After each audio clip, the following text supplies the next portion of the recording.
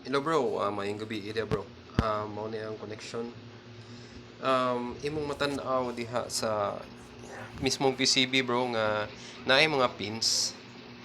Kani biton diri nga part. Kani mao ni iyang button pins bro. Kani button pins na niya. Itaod lang tong akong gipadala nga interface wire. Ari to nimo itaod katong naay 5 ka buttons. Dayon ang ibabaw aning buttons bro diri kani naay 4 ka pins mo na siya sa LCD ni siya. Kana LCD na siya. Napo na siya yung label nga ground nga atong padak-an na siya ug imo nang focus gyud maayo. Makita nimo nga na ground na ay 5 volts na ay SDA o HCL. So maura na atong i-follow sa connection sa atong LCD. Same as sa atong coin slot diri nga part. Dire coin slot. Imong makita ang sa kuan nga napod siya label na ay black, which is B ang nakabutang, W o red. So meaning VCC ni siya. 12 volts, dayon white sa coin slot o black sa coin slot. So tali ra siya kaayo tultulon. Then ang katong imong Bluetooth naa na siya diri nga part bro. Facing siya kanang iyahang since na the picture sa dito akong gi-send nimo mao na diri ni siya nga part bro ang Bluetooth. 4 pins ang Bluetooth, naapod siya markings pod.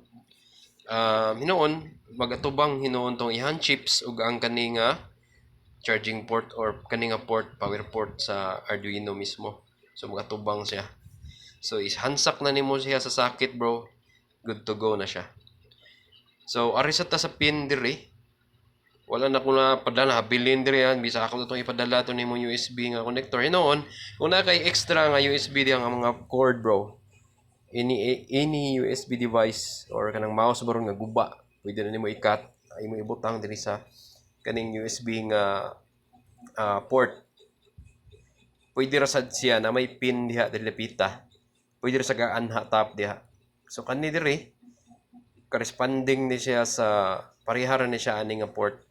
USB port ug kani nga port mga terminal na siya same na siya. Gituyo na nako kay aron ay option ang user nga pwede siya mo gamit sa USB at the same time pwede siya mo gamit dinhi kani nga port. Ako nang gisoldahan pud og kanang pins aron pwede ra ka diha mo tap.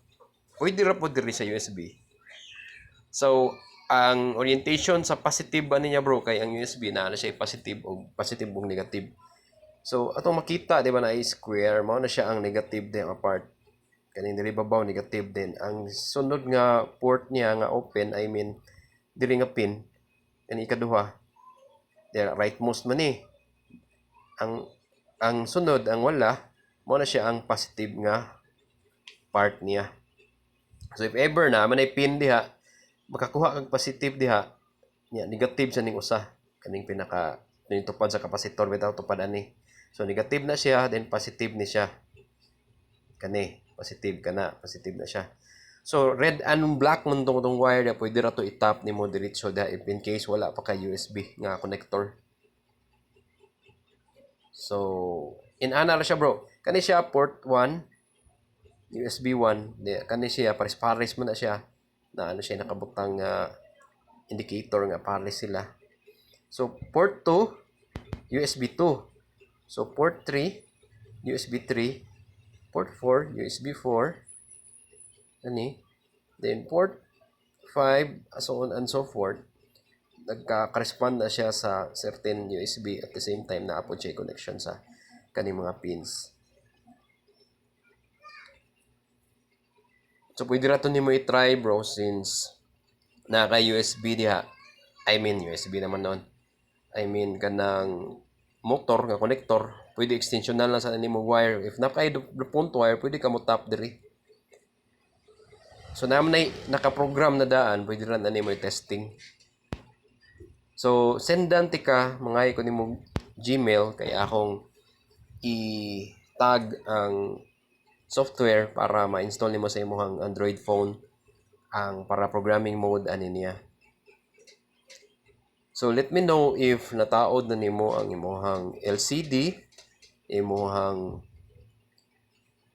ay unyara button pa di ay sa tong button na ni. Mao din eh na yung button na di.